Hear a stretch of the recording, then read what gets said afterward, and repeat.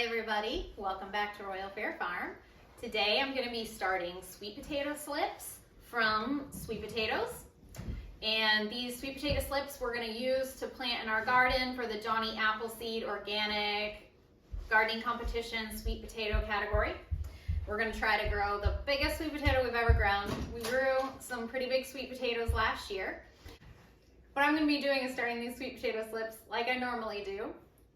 And then just for fun, I decided to try a new way to start sweet potato slips, and we'll see how well each of them does. To start out, I have a couple of plastic containers here that are about 1/4 to 1/3 full of water. You do want to make sure that the water is not tap water that's been treated with bleach. I'm going to be using these sweet potatoes that were given to me by my sister a couple of years ago, and we've grown them for a couple of years now. You can grow sweet potato slips from sweet potatoes you purchased in the store, but I would recommend getting organic. You can try non-organic, but they may be treated with an anti-growth agent, which would keep them from producing roots and slips.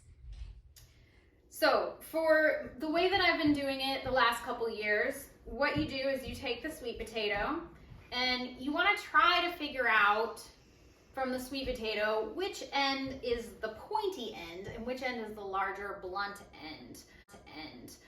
The blunt end or the larger end might have these little bumps where your sweet potato slips will come out. And once you've identified which is kind of the more blunt end, and you might see some little bumps here, you're gonna cut off the more tapered end, like so. And then you're just gonna stick the sweet potato in the container of water so that it's about halfway submerged. And then you're gonna set it in a sunny location and leave it. So in this container, I have some organic potting soil, or seed starting soil, and I've lightly moistened it so that it holds together, but it's not soaking wet. And what I'm going to do is I'm just going to add a little bit of my Johnny Appleseed Organic Climate Guard fertilizer. Just going to sprinkle that in, and then I'm going to work it into the soil here.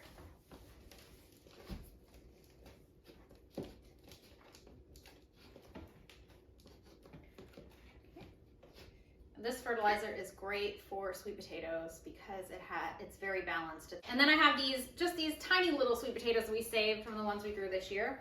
And I'm gonna put them down in the soil so that they're about halfway buried. Just gonna kind of push the soil around them.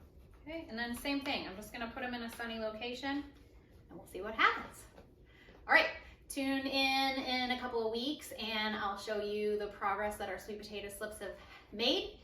In the meantime, if you have any questions or you run into any issues, just message me in the comments below and I'd be happy to answer any questions. Happy growing!